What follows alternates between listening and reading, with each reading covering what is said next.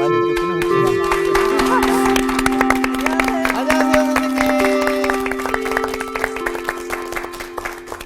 잘 지냈어요? 네. 아니요, 못 지냈어요, 선생님. 아니, 왜?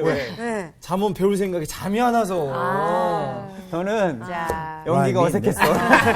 잘 잤어요, 완전 잤어요. 됐어요. 라임은 있네 그래도. 어. 잠원 배울 생각에 잠이 안 왔다. 오, 라임. 그렇게 진짜 얘기했잖아요. 그럼요, 예. 제가 그런 거 좀 생각합니다.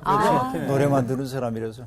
정규 씨, 네. 잠원이 어떤 말이라고 그랬죠? 잠원이 찌르는 말. 맞아요. 예. 네. 바늘 예. 침으로 찌르는 말. 네. 그래서 무감각을 깨우는 말. 네. 그런 말이죠. 맞습니다. 제가 이제 이런 얘기를 한 적이 있는데요. 새로울 신자 신. 보면 네. 이 새로울 신자이죠. 네. 잠원 찌르는 말과 관련이 되는데 이거 보면은 설립자가 있고 네. 나무 목자가 있고 네. 그 옆에 서 있는 건 도끼 근자입니다. 네. 도끼. 네. 그러니까 서 있는 나무니까 살아있는 나무겠죠. 예. 사람을 찍는 살아있는 나무에 도끼를? 도끼날을 가해요. 그게 신이에요? 네, 그게 새로울 신자예요. 근데 왜 새로운 신이죠, 그게? 보세요, 여러분. 탁 하고 찍었을 때 네. 나무가 느끼는 생생한 아픔이 있겠죠. 예. 그렇죠. 네. 그리고 도끼를 탁 찍는 순간 소나무면 거기에서 배어나오는 향이 있겠지. 그렇죠. 네네. 그렇죠. 예. 그런 연상을 해보면 돼요. 그래서 나는 새로움이라고 하는 것은 아픔의 자각에서부터 나온다. 이야. 진짜 그렇네요. 예민하게 아파하지 않고는 새로움이 없다, 우리의 삶 속에. 와. 그렇죠. 우리의 삶이 진부함을 면치 못하는 까닭은 뭐냐면 아픔의 감각이 사라졌기 때문에 그래요. 오. 맞아요? 네, 네, 여기 그런 것 아픔의 같아요. 감각이 막 살아나요. 야, 오늘 시작부터 바늘로 찌르시네요. 저는 진짜가 진짜 그런 신이시니 네. 전혀 몰랐어요. 전혀. 그래서 어쨌든 새로운 삶이라고 하는 건 아픔의 자각과 관련되기 때문에 네. 잠언이라는 게 찌르는 말이라고 하는 것은 나의 둔감해졌던 그 영혼을 탁 찔러서 살아있도록 만들어주는 말들인 거죠. 아니 아플수록 성장한다 이런 말도 있잖아요. 그렇죠. 아, 네. 그 말이 딱 여러분 살면서 어떤 말들이 여러분들에게 큰 위로가 됐던 말들이 있나요? 저는 있어요. 굉장히 그 진짜 힘들 때 괜찮아 잘하고 있어. 이런 이야기들. 맞아요. 우리 분명히 다른 사람들이 봤을 때는 굉장히 못한다고 왜 그렇게 하냐고 막 그랬던 말을 들었었는데 어떤 누군가가 괜찮아 지금 충분해 라는 이야기 해줬을 때. 그게 힘이 되죠. 네. 근데 정말 그 통계 나온 것도 보니까 네. 젊은이들이 제일 듣고 싶어 하는 말이 괜찮아. 너 괜찮아. 그 말 자꾸 해줘야 될 것 같아요. 네. 그죠? 저는 결혼해서 저기 음. 신혼 때 남편이 해준 말이에요. 나와 다르다고 하여 적을 만들지는 말자. 아하.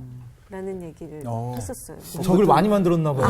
그게 아니라 제가 이제 좀 싫고 좋음이 굉장히 분명한 사람이어서 네. 싫은 부분을 봤을 때 이제 제 얼굴에 이제 나타났을 때 이제 그런 부분들을 이제 제 남편한테 그러면서 그 사람을 싫긴 하지만 저까지는 만들 필요는 없지 않느냐라는 얘기로 얘기해줘서 남편의 얘기 때문에 되게 많이 둥글둥글 해줬어요. 진짜 남편으로서 그런 얘기가 쉽지 않은데 네. 선생님이랑 같이 사시는 것 같아요. 선생님이랑. 그 우리가 네. 그 낯설다, 네. 낯설다, 낯설어. 낯설면 여러분 우린 어떤 느낌이 들죠? 위험하고 네. 또 내게 어떤 해를 끼칠는지 모르고 경직되고. 피하려고 하죠. 경계하게 되죠. 네. 낯설다고 하는 것은 그런 것이죠. 그래서 사람들은 익숙한 것을 좋아합니다. 맞아요. 근데 익숙한 세계에 머무는 한 그는 확장될 수가 없어. 낯선 세계는 나의 삶의 지평을 넓히라고 하는 초대야. 네? 나의 인식, 나의 삶의 경험들을 넓히라고 하는 일종의 오늘 쏟아지네요. 초대란 말이죠. 낯설다고 하는 것은. 그래서 배우려는 마음을 가진 사람은 낯선 것들을 좋아해요. 네. 낯선 것들과 만나는 것을 즐겨하고. 네. 그래서 그것을 내 삶의 경험 속에 포섭함으로써 내가 커지는 거죠. 네. 이런 것을 철학적인 용어로 얘기하면 꼭 맞는 건 아니지만 지평의 융합 그래. 하나의 지평과 또 다른 지평이 만나서 융합되는 거예요.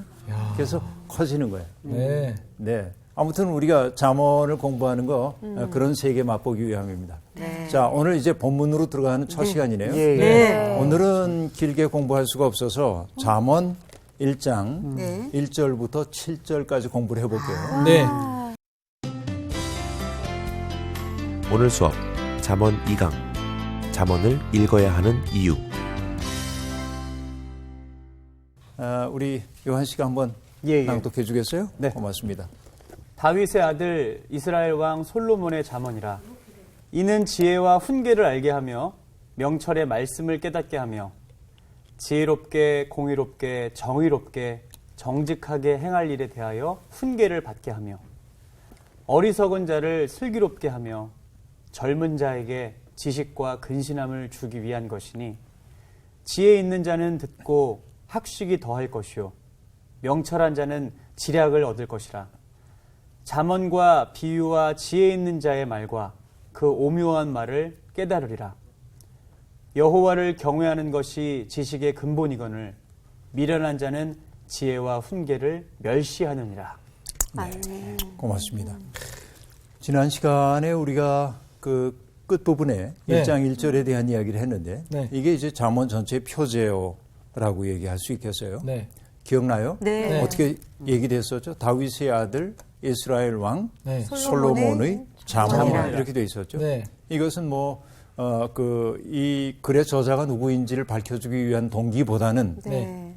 이 시편 전체를 하나로 꿰기 위한 의도적인 선택이었다고 얘기했고 네. 그래서 솔로몬의 잠언이라 그래도 되는데 앞에 몇 가지가 붙었죠. 네. 뭐였어요? 다윗의 다윗의 아들. 아들. 그것은 언약. 이 언약. 잠언을 어떻게 하기 위해서 언약. 언약 공동체에 속한 것으로 네. 그렇죠? 고백하기 위해서. 네. 그다음에 이스라엘 왕하고 얘기했던 것은 네. 이스라엘의 궁극적 왕은 야훼 하나님. 하나님. 그렇죠? 그 하나님. 그래서 솔로몬의 지혜라고 하는 것은 개인의 이성에서부터 나온 것, 꾸며낸 이야기가 아니라 하나님이 주신 지혜로 말미암은 것이다. 네. 이걸 얘기하기 위해서 이런 표현을 썼단 말 했죠. 네. 그러고 보면 여러분 우리가 유심히 봐야 되죠. 이런 말들을. 그죠? 네. 그러니까 평범한 말이 아닌 것을 우리들이 알 수 있습니다. 그런데 주의할 것 하나 있습니다. 잠언은 인간의 이성에서부터 나온 말이 아닙니다. 하고 말했어요. 네. 하나님의 지혜로부터 나온 말입니다. 이렇게 말할 때 네. 여러분은 아무렇지도 않게 받아들였지만 조금 예민한 분들은 아니 인간의 이성의 능력은 하나님과 관계없나? 그렇게 생각할 수 있죠. 네. 그래요 안 그래요? 그죠? 맞아요. 여러분 중요한 것은 뭐냐면 하나님이 인간에게 주신 선물 가운데 가장 귀한 게 이성적 능력일 거예요. 네. 뭔가를 판단하고 합리적으로 판단하고 또 추론할 수 있고 네. 그래서 추론해내는 거죠. 네. 그래서 여러분 보면은 내가 어디에서 이제 곰을 봤단 말이에요. 네. 곰을 봤어요. 곰이 힘이 엄청나다. 예를 들어서 곰이 뭐를 이제 잡는 걸 봤다든지 그러면은 내 기억 속에 곰에 대한 인상이 각인되죠. 그래서 내 기억 속에 들어있어요. 네. 근데 어떤 대상을 바라보는 순간 그렇죠? 외적 감각이 어떤 대상을 딱 봤을 때 나의 시각 통해서 들어온 정보가 뇌로 전달이 되죠. 네. 그럼 내 속에 있었던 기억대에 있었던 그 기억의 창고가 재빨리 일합니다. 저게 뭐지? 그러니까 곰이야. 곰은 어떠하지? 가까이 하면 좀 위험할 수도 있어. 네. 이게 여러분 순간적으로 일어나는 일들인 것이죠. 네. 그러니까 곰은 위험해. 그러니까 곰과 같은 큰 짐승들은 위험할 수도 있겠구나. 네. 이게 추론의 능력이에요. 뭔가를. 그죠? 인간이 살아갈 수 있는 능력은 그런 것들이라고 볼 수 있죠. 그러니까 인간이 가지고 있는 능력, 이성적인 능력, 뭔가를 합리적으로 판단하고 추론하고 그리고 여러분 인간이 가지고 있는 능력 가운데 다른 동물들에게 없는 능력이 있어요. 그게 뭐냐면 상상력입니다. 네. 상상력. 네. 그죠? 네. 상상력이라고 하는 것이 없다고 한다면 인간은 살기 어려울는지 몰라요. 네. 그렇죠? 네. 상상력. 우리가 뭔가 생각해내는 거지. 어떤 이미지를 생각해내는 거죠. 네. 그래서 상상력을 영어로는 imagination이라고 얘기하는데 이미지 더하기 네이션이야. 네. 이미지의 나라입니다. 내 꿈속에 뭔가를 그리잖아요. 그죠? 내가 마음속에서 뭔가 이미지를 그려요. 네. 그리고 나라를 만들어. 그게 상상력이야. 예. 이게 이미지의 나라입니다. 여러분 킬케골이라고 하는 덴마크의 철학자가 있는데요. 네. 이 킬케골이 상상력이 뛰어난 사람이었습니다. 근데 어떻게 해서 그렇게 상상력이 뛰어난 사람이 됐냐면 어린 시절부터 아버지가 킬케골을 데리고 서재에서 손을 붙잡고 쉐렌 킬케골이니까 쉐렌 네. 한번 상상해봐. 우린 지금 바닷가에 있단다. 아이가 바닷가를 상상해. 뭐가 보이니? 갈매기가 날고 있어요. 그렇지? 파도가 어때? 파도 일렁이는 모습을 봅니다. 거기 배가 보이니? 배가 보여요. 뭐 이런 상상을 해보는 거예요. 이게 연상하고 상상하는 거지. 네. 이 능력이 커져서 네. 네. 여러분 이게 이제 사람을 굉장히 이제 깊이 만드는 거예요. 네. 이 교육에도 굉장히 중요한 요소라고 되게 볼 수 있어요. 좋은데요? 상상력 훈련. 네.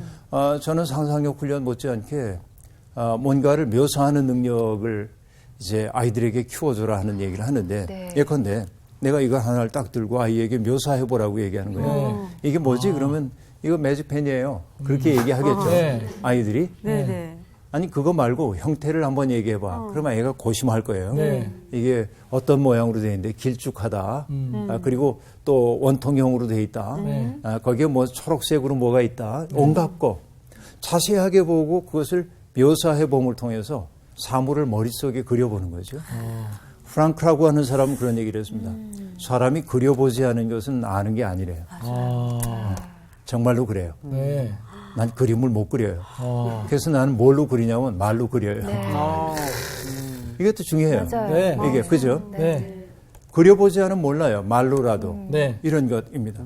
그래서 오늘 지금 이런 얘기하고 있는 것은 뭐냐면 솔로몬의 지혜가 하나님으로부터 온 지혜임을 드러내고는 있지만 네. 그러나 인간이 가지고 있는 이성적 판단, 추론하는 능력, 상상력 이런 것이 하나님과 무관한 것으로 여기면 안 된다고요. 네. 그러니까 하나님이 인간에게 주신 대단히 중요한 선물임이 분명하다 하는 얘기입니다. 네. 자, 여러분, 그 다음에 저자가 누군지 얘기가 되어 있습니다. 네. 보통 그 다음에는 이 책이 누구에게 주는 책이라고 하는 수신인들이 표현되는 경우가 많이 있죠. 네. 바울 사도의 서신을 보면 바울 사도가 나 바울은 뭐 이렇게 맞아요. 얘기해서 발신인이 누구인지 얘기하고 있고 데살로니가에 살고 있는 뭐 이렇게 얘기한단 맞아요. 말이에요. 네. 수신인이 있습니다. 네. 근데 여러분 잠언에 수신인이 있어요, 없어요? 없어요. 없어요. 자, 수신인이 여기에 안 나타나고 있습니다. 그러니까 잠언은 수신인을 특정하지 않음으로써 이 지혜가 왕실에게만 통용되는 지혜가 아니라 생명을 받아 살고 있는 모든 사람들에게 적용되어야 하는 말씀임을 보여주고 있어요. 그렇죠? 때때로 생략을 통해서도 말할 수 있는 게 인간이에요. 네. 네. 그렇죠? 맞아요. 생략을 통해서도 말하는. 맞아요. 여러분, 우리 우리말뿐만 아니라 이 문장 부호 가운데 마침표도 있고, 네. 쉼표도 있고, 느낌표도 있고, 콜론도 있고, 네. 세미콜론도 있고, 그렇죠? 네. 그런데 정말 기가 막힌 게 뭐냐면 점점점. 말줄임표. 말줄임표. 네. 근데 의미 있어요. 그 점점점은 네. 안 썼지만 읽는 사람은 다 알아. 맞아요. 맞아요. 그 속에 있는 숨은 말의 의미를. 이 기가 막힌 표현들 아닙니까? 그러니까 사람의 인간의 표현은 드러냄으로 숨길 수도 있고 숨김으로 드러낼 수도 있어요. 이게 재미있는 거죠. 네. 그래서 문학을 하는 사람도 그렇고 영화를 만드는 사람들도 그렇고 어떤 메시지를 명시적으로 드러내기도 하지만 네.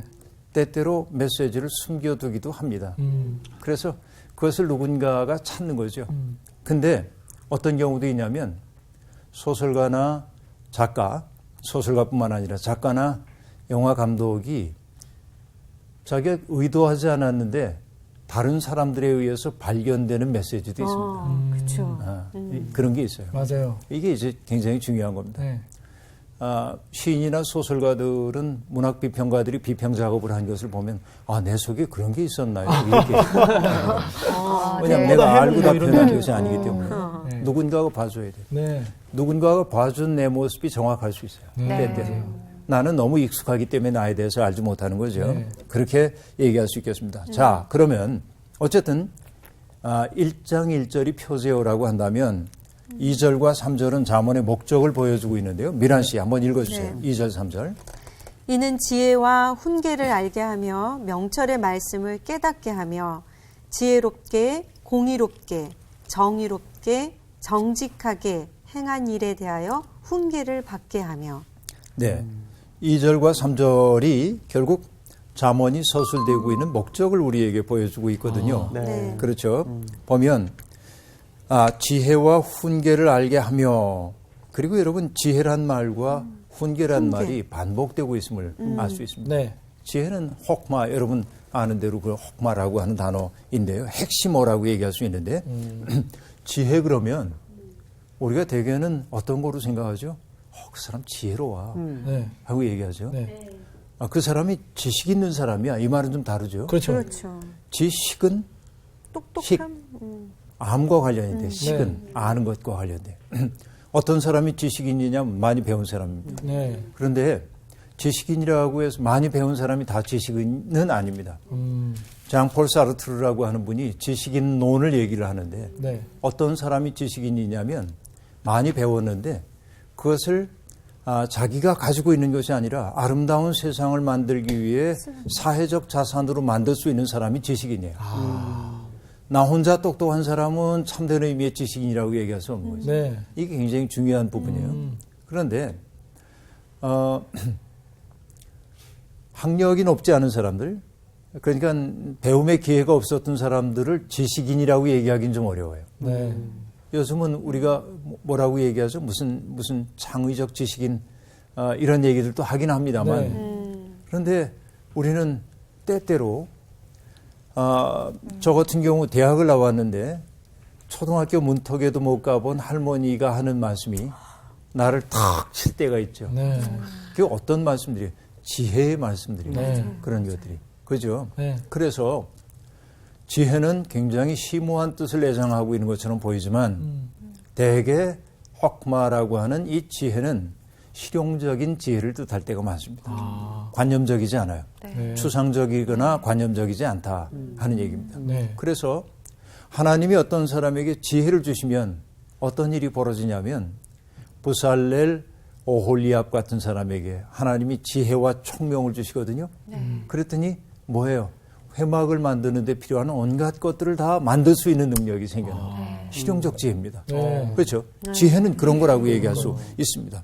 그렇죠? 그래서 뭐 집을 짓는다든지 옷을 짓는다든지 또 철을 잘 다룬다든지 이게 전부 지혜와 관련되는 거예요. 실용적 지혜와 관련이 되는 거죠. 심지어는 법적인 판단력도 지혜에 속한다고 얘기할 수 있습니다. 그럼 여러분 이 혹마라는 단어만 그런 게 아니고 우리가 지혜라고 얘기하는 이 단어 여러분 보면요.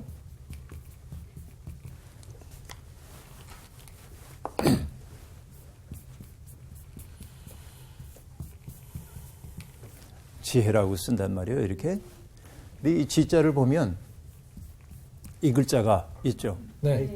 이게 화살시자예요. 화살시. 화살시. 활시위 한 게 시자. 아. 이거 화살이야. 그런 모양으로 생겼네요. 네. 그 다음에 여기 입구자가 있죠. 입구자는 입을 뜻하기도 하지만은 어떤 그 성곽 같은 거를 뜻하기도 한다고 네. 전에 얘기한 적이 있어요. 그리고 날일자가 있습니다. 자, 여러분. 옛날 사람들이 지식으로 생각했던 것이 뭐냐면 화살이 날아오면 나를 해칠 수 있죠. 네.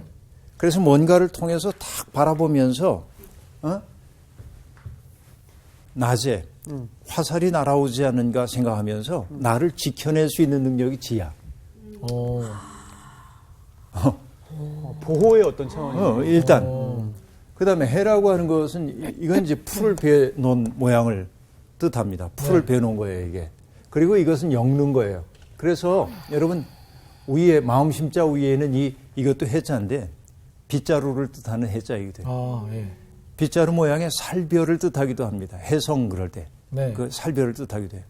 그래서 뭐냐면 벤 풀을 가지고 그것을 엮어서 빗자루를 만들 수 있는 능력이야, 해라는 게. 지혜가. 그러니까 여러분 지혜라는 게 실용적인 지혜라는 거. 네. 그렇죠. 네. 그러니까 뭐 많이 배우고 안 배우고 그런 거와 관계없어요.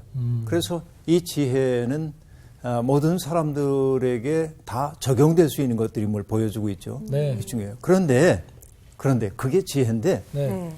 잠언에서의 지혜라고 하는 것은 어떤 뜻이 담겨 있냐면 하나님이 지으신 근원적 질서를 이루기 위해 사용됩니다. 주로. 그러니까 창조주이신 하나님의 어떤 숨결을 알아차릴 수 있는 능력과 관련이 됩니다. 네. 지혜라는 건 이게 이제 중요해요. 그래서 그 지혜는 하나님이 창조하신 질서와 관련되니까 우리가 맺는 관계를 통하여 구현되어야 할 과제이기도 합니다. 지혜는 우리의 삶 속에서 실현이 되어야 한다. 네. 그 얘기죠. 무슨 얘기인지 아시겠죠? 네. 네. 자, 그 다음에 여러분 아까 얘기한 대로 지혜와 훈계란 말이 등장했는데 네. 이때 훈계라고 하는 것은 계자가 있죠. 네. 계명.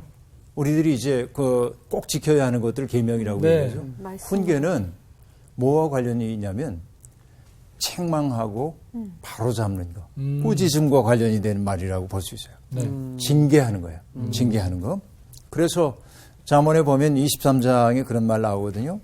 아이를 훈계하지 아니하려고 하지 말라.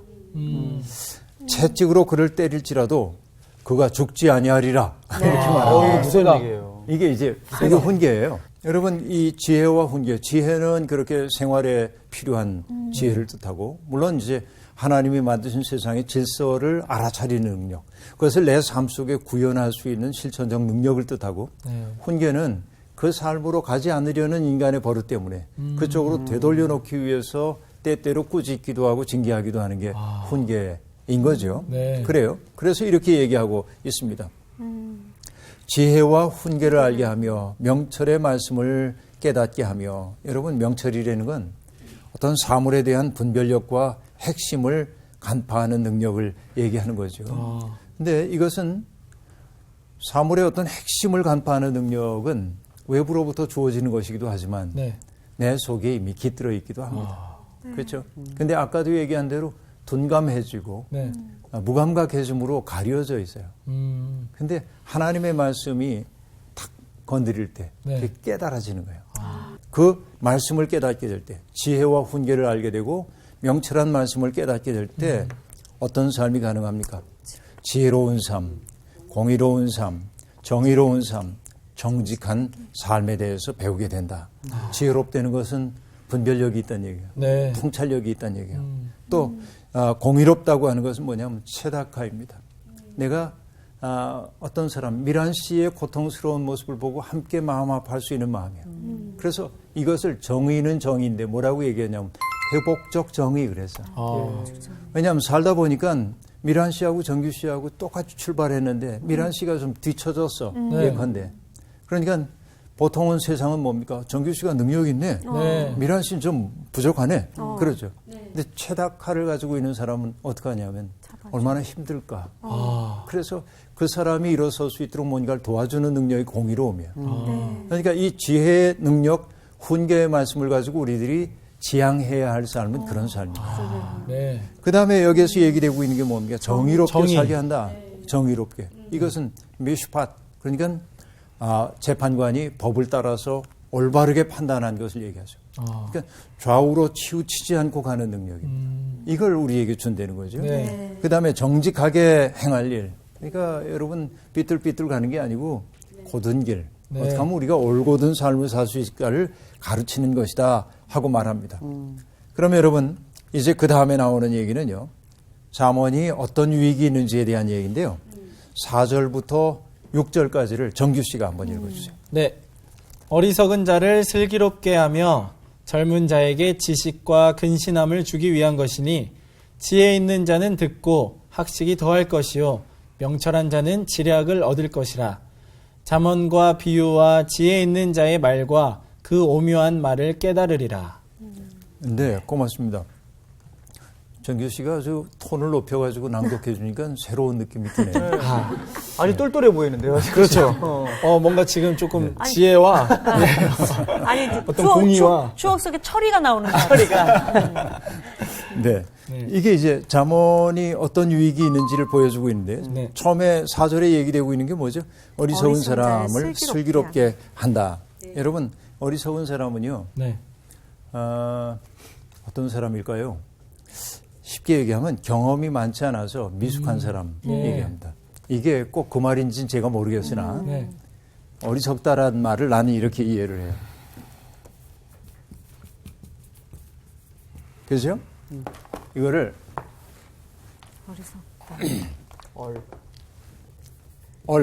오. 얼이 없어? 섞다. 섞는 게 뭐예요? 막 섞였어. 아니, 그건 쌍기역을 해야 섞는 거지. 그럼 서리 섞다. 걷다 뭐 섞다. 네, 이런 그게 거. 아니고요. 어떤 거냐면 눈 같은 게 네. 봄이 되면 눈이 안에서부터 밑에서부터 쓱 녹죠. 그렇죠. 예. 그런 걸 섞는다고 그래요. 아. 그래서 그래요. 눈이 녹아내리는 그 물을 눈석임물이라고 그러거든. 아. 속에서부터 고른 거야, 섞는 거는. 언젠가 얘기하신 거 네, 같아요. 언젠가 얘기하죠. 네, 했어요. 하셨어요. 그러니까 예. 속이 비어 있는. 그렇지. 그러니까 속이 단단하지 않고 뭔가 그렇지. 이렇게 어설프면서 이런 그런 느낌. 네, 그런 속내. 느낌. 그죠? 그렇게 보니까 좀 느낌이 오죠. 네. 네네. 예, 어리석음이라는 게 그런 거죠. 내 속에 단단한 게 없는 거예요. 이것을 여러분 철학적 용어로 얘기하자면 주체의식이 없는 거예요. 네. 자기의 삶의 주체. 네. 나는 누구인가. 그냥 무너지는 거야. 그냥 무너지는 거죠. 그러면 선생님이 자주 쓰시는 표현 중에 네. 마음의 기둥이 아직 잘 세워지지 않은 거죠. 그렇지. 이렇게 연결을 오, 시키나? 너무 적용 잘했어, 정규야. 잠원 배우고 있잖아요. 목소리 톤을 좀 높여봐. 네. 지금 마음의 기둥이 네. 그 얘기죠, 지금. 아. 어리석은 자는 그런 거예요. 근데 우리가 어리석다고 해가지고 그 사람을 나쁘다, 못났다 이렇게 얘기하면 안 됩니다. 네. 왜? 배울 기회가 없었어. 네. 그 사람은. 그렇죠. 그렇기 때문에 여기에서 얘기하고 있는 어리석은 사람은 나쁜 사람이 아닙니다. 배울 수 있는 가능성을 향해 열려있는 사람을 얘기해요. 그렇죠. 네. 그래서 어리석은 사람을 슬기롭게 할 것이라고 말하고 있습니다. 어리석으면 순진하죠. 네. 그리고 경솔하죠. 미혹되기 쉽죠. 네. 맞아요. 그러니까 나쁜 사람들의 밥이 되기 쉬운데, 그러니까 어리석은 사람은 배워야 돼. 네. 이렇게. 그래서 슬기롭게 돼야 하는 거죠. 네. 그리고 여러분 어리석은 자만이 아니라 어리석은 자를 슬기롭게 하며 그리고 대꾸로 나오는 것이 뭡니까? 젊은 자라고 얘기합니다. 여러분 젊은 자도 똑같아요. 어리석은 자와 거의 유사한 뜻입니다. 네. 그렇죠. 젊음은 미숙한 게 많잖아요. 네, 그렇죠. 요즘 젊은이들이 들으면 기분 나쁠는지도 모릅니다. 근데 여러분 가능성이 있는 거예요. 배우기만 하면 지혜를 얻을 수 있는 가능성이 있는 사람들입니다. 네. 근데 여러분 세상은 만만치 않죠. 나쁜 의지를 가지고 있는 사람들. 여러분 사탄이 정말 부지런하거든요. 사탄은 정말 부지런해 사람 미혹하기 위해서. 아유, 참. 그래서 우리 욥기 공부할 때 나왔잖아요. 하나님이 사탄 보고 묻잖아요. 너 어디 갔다 왔니? 세상을 두루 다니다 맞아요. 왔습니다. 네, 맞아. 무서운 놈. 그렇죠? 무서운 놈이에요. 구석구석 안 보는 데가 없어요. 그러니까 틈만 생기면 탁 틈을 그죠? 주지 말아야 돼. 틈을 주지 말아야 돼. 이 젊음도 똑같아요. 어리석은 사람과 젊음 똑같은데요. 네. 그런 거인데 그런 이들을 여러분 그런 이들에게 지식과 근신함을 주는 거예요. 네. 자기의 삶을 잘 살피고 분별할 수 있는 능력을 준다. 이게 잠언이래. 네. 괜찮죠? 그러니까 여러분 보면요. 지혜롭게 공의롭게 정의롭게 정직하게 행할 일을 가르쳐 줄 뿐만 아니라 네. 어리석은 사람과 지혜로운 사람에게 분별력 있는 사람이 되도록 만들어 주는 것이죠. 근데 여러분 이것이 어리석은 사람에게만 해당되면 난 지혜로우니까 난 해당 없어. 그럴 수 있죠. 네. 그래서 뭐라고 얘기하고 있어요? 지혜로운 자는 5절을 보니까 지혜 있는 자는 듣고 학식이 더할 것이요. 네. 그렇게 말합니다. 여러분 그죠? 여기서 말하는 학식은 스승이 전달하는 바를 받아들일 수 있는 능력입니다. 네. 알아차리는 거죠. 그렇죠? 이게 학식이에요. 그런 능력이에요. 그러니까 학식이 더할 거다라고 얘기하고 있습니다. 여러분 우리가 뭔가를 배울 때 듣는 게 중요하죠. 경청하는 태도. 그래서 공부 잘하는 친구들을 보면 굉장히 경청해요. 태도가. 네. 그렇죠? 우리들 가운데 누가 경청하는 태도가 제일 나을까요? 정규. 뭐 저라고 이야기하고 싶지만 제 입에서 나오긴 좀 힘들 것 같고요. 좀 문제가 있다. 지금 벌써 자세가 달아있잖아요. 네. 여러분 그 로마서에도 그런 얘기 나오죠. 믿음은 들음에서 나며 네. 들음은 그리스도의 말씀으로 말미암아느니라. 네. 그러니까 들어야 하는 것이죠. 그래서 지혜 있는 자들도 그 지혜의 말씀인 잠언의 말씀을 듣고 깨닫는 능력이 더 커질 거다. 네. 점점 확장되어 가는 것을 보여주고 있습니다. 그죠? 그다음에 나온 것이 뭐죠? 명철한 명철한 자는 지략을 얻을 것이요 하고 지략. 말합니다. 여러분 아까 어리석은 자와 젊은이가 대꾸를 이루었던 것처럼 네. 여기서도 지혜 있는 자. 지혜 있는 자와 명철한 명철한 자가 자. 대꾸를 이루고 있어요.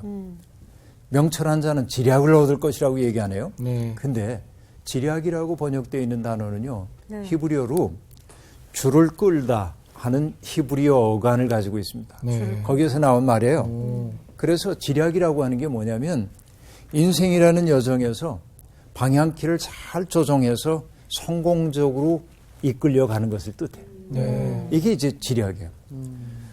이미 마음이 밝아진 사람은 인생을 어떻게 어떤 줄을 붙잡고 가야 하는지를 잘 아는 거예요. 네. 인생의 방향을 잘 결정할 수 있다 하는 얘기입니다.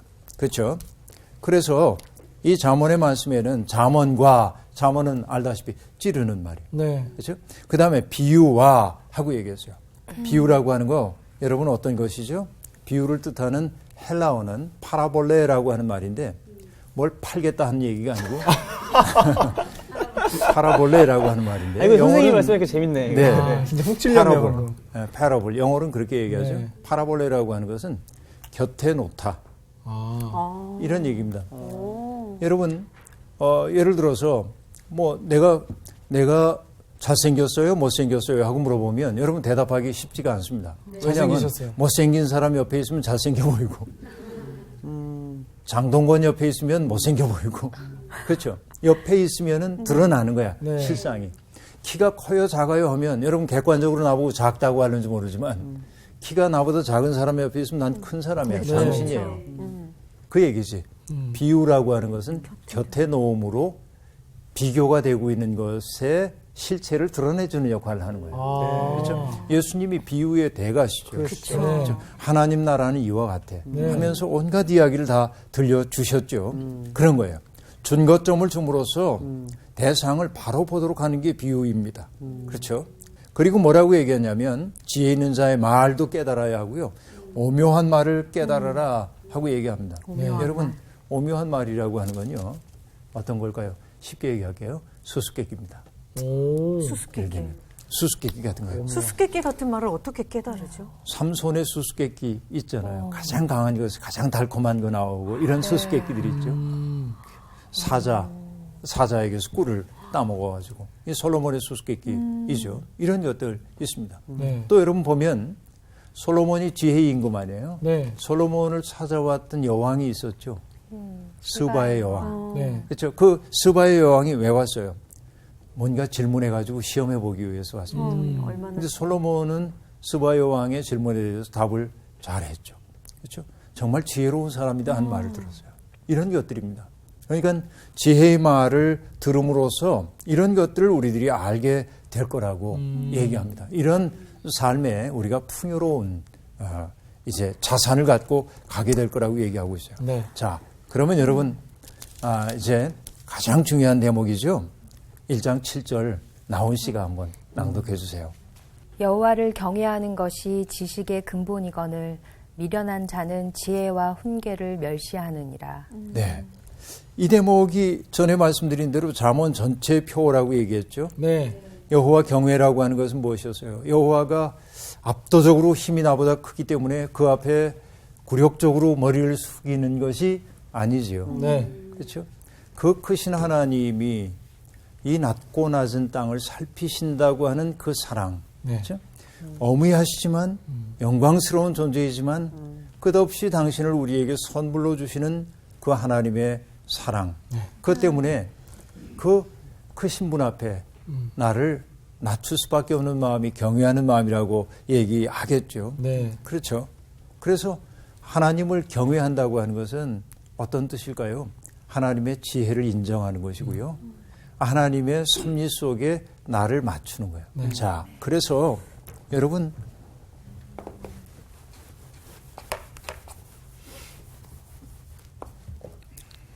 조율, 조율. 조율, 네. 그죠? 맞춤. 이렇게 조화롭게 하는 것이죠. 조화롭게 해요. 률, 어떤 그 법도에 따라서 나를 조화롭게 하는 거죠. 네. 근데 여러분, 많은 사람들이 기도할 때, 하나님께 기도할 때 대개 어떻게 기도하냐면 그 말을 제가 다른 말로 바꾸면 이렇게 됩니다. 하나님, 내가 필요한 것 아시죠? 당신의 계획이 뭔지는 모르겠지만 당신께서 내 계획에 맞춰주세요. 대부분의 기도는 그렇게 되어 있습니다. 네. 근데 진정한 기도라고 하는 것은 무엇이죠? 하나님, 나는 이렇게 하고 싶어요. 네. 이렇게 되었으면 좋겠어요. 하지만 하나님의 계획하신. 하나님의 뜻이 나를 통해 이루어지길 원합니다. 네. 이게 기도지요. 조율하는 거죠. 네. 우린 인간이기 때문에 하나님께 이렇게 얘기할 수밖에 없어요. 하나님, 정말 저는 이렇게 되고 싶어요. 도와주세요. 이렇게 기도할 수밖에 없죠. 그러나 그 다음에 해야 되는 일은 뭡니까? 그러나 하나님이 뜻하신 바가 무엇인지 알 수 없는데 일깨워 주시고 그 뜻을 내 뜻으로 삼을 수 있는 능력 주십시오. 그래서 이게 이제 진정으로 조율된 마음이라고 얘기할 수 있겠죠. 네. 그래서 주님을 경외해야 한다고 하는 것은요, 나의 삶을 하나님의 마음에 빗끌어 매고 사는 겁니다. 그분의 지혜가 내 삶을 이끌고 가도록 허용하는 것이에요. 이게 경외심이라고 얘기할 수 있겠습니다. 그런데 성경이 뭐라고 얘기하냐면 여호와를 경외하는 것이 지식의 근본. 그렇게 말합니다. 자, 여기 중요한 게 하나 있어요. 여호와, 여러분 혹은 야훼, 이 하나님은 어떤 하나님이었죠? 한마디로 얘기하면 출애굽의 하나님. 네. 세상에 고통받고 어려움을 겪고 있는 사람들의 삶 속에 다가와가지고 그를 어떻게든지 구원해서 자유의 새 땅으로 인도하시려는 분. 네. 그렇죠? 그 하나님을 경외심을 갖고 대하는 것이 진짜 지식이라는 겁니다. 네. 세상에서 우리가 살아갈 수 있는 거죠. 네. 그러니까 여호와를 경외한다고 하는 것은 하나님의 그러한 역사 섭리에 나 또한 동참하는 거예요. 이게 경외예요. 네. 그렇죠? 이게 정말 중요한 거예요. 그래서 그게 지혜의 근본이라고, 지식의 근본이라고 얘기하고 있습니다. 여러분, 제가 좋아하는 아브라함 조수아 헤셀이라고 하는 사람이 교육에 대한 이야기를 하면서 이렇게 얘기합니다. 그리스 사람들은 알기 위해 배웠고 히브리 사람들은 공경하기 위해 배웠고 현대인들은 써먹기 위해 배운다. 그렇게 말했어요. 괜히 좀 슬퍼지죠? 그러네요. 써먹기 위해 지혜를 배운다. 뭐 써먹기도 해야죠. 네. 먹고 살려면. 근데 조금 슬퍼져요. 네. 인간은 꼭 그것만은 아닌데 네, 그런 얘기죠. 요즘에 와가지고 여러분 대학들이 인문학을 많이 포기하죠. 네. 인문학과 없어지고 철학과 없애고 또 문학과 같은 거 없애고 맞아요. 뭐 실용적인 뭘 가르치는 맞아. 과들로 바꿔가고 네. 이것이 뭐냐면은 이 돈이 주인 노릇하는 세상이 원하는 일꾼들을 만들어내는 건데 네. 참 사람을 만들어내는 것과는 조금 거리가 있는 것처럼 보이죠. 그래서 속상해. 뭔가 상징적으로 찍어내는 어떤 찍어내는 그렇게 듯한. 만드는 그렇죠. 그래서 이 말씀이 우리에게 유난히 다가오는 거야. 네. 여호와를 경외하는 것이 지식의 근본이란 말이지. 내가 제 아무리 많이 배웠다고 해도 네. 박사학위가 5개 있다고 해도 네. 출애굽의 하나님인 여호와를 경외하지 않는다고 한다면 그의 지식이라고 하는 것은 반쪽짜리 지식에 지나지 않아요. 그렇죠? 그래서 여기 얘기하고 있습니다. 미련한 자는 지혜와 훈계를 멸시하느니라 하고 말합니다. 자, 허학이 아닌 실학적 태도가 필요하긴 하지만 모든 지식을 써먹을 지식으로 바꾸지 말아야 할 뿐만 아니라 네. 여러분, 이 세상에 정말 미련한 자는 뭐냐면 안다 하는 자부심 때문에 지혜와 훈계를 멸시하는 자들입니다. 다시 얘기하면 배우려 하지 않는 자들. 네. 가르칠 것만 있고 배울 것은 없는 사람들이 정말로 미련한 사람들이다 하는 얘기죠. 자, 여러분, 이 잠언의 목표가 무엇인지 배웠죠. 1장 네. 7절을 통해서. 얘기하다 보니까 시간이 다 됐어요. 그래요? 1장 7절을 여러분 마음속에 꼭 명심하고 지내길 바랍니다. 오늘 수업 여기서 마칠게요. 여러분 고맙습니다. 감사합니다.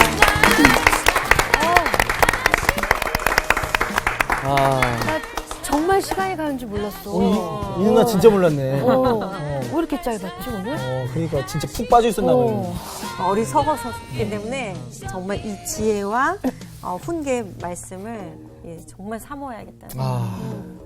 이게 잠언이 글에 있는 어떤 문맥 안에 있는 깊은 교훈이 있는 것 같아 지금 하나씩 찾아가는 게 막 느껴지고 기대가 됩니다. 진짜 맨 처음에 잠언이 되게 이렇게 뭐랄까 그냥 단순한 뭐 이렇게 좀 생동감 없는 그런 걸로 느껴졌는데 오늘 이렇게 배우고 나니까 진짜 쿡쿡 찌르는 게. 그 오묘한 말을 깨달으리라. 수수께끼 같은 걸 우리가 다 알게 될 겁니다. 그러면 또 다음 시간에 또 기대해봐야겠네요. 가볼까요 그러면? 네. 잠언을 읽어야 되는 이유를 알아. 이유를 그래요. 네, 갑시다. 갑시다. 재밌다. 야. 재밌다.